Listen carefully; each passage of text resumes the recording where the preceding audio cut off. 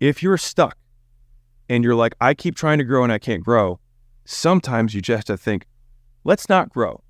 What if we didn't want to grow at all, but we just had to make this thing absolutely insane from a quality perspective? Just get better.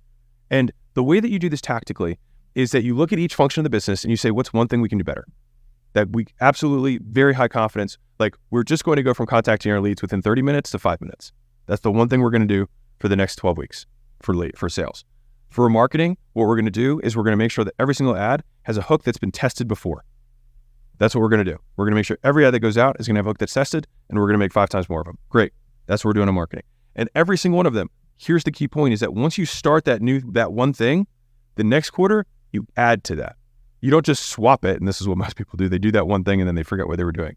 Is that you end up creating this checklist of what creates amazing ads. You create this checklist of what makes amazing follow-up. You make this checklist of what makes an amazing handoff between sales and customer success. You make this checklist of how to activate a customer.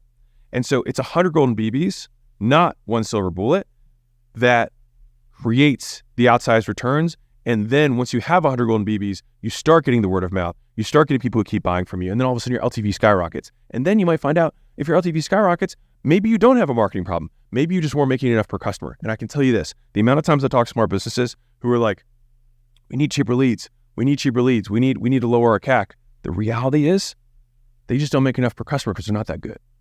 And either you're mispriced, which does happen for sure, or your thing's not that good, which is 100% under your control.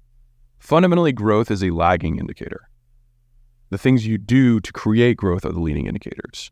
And the things that create growth are the things that make you better.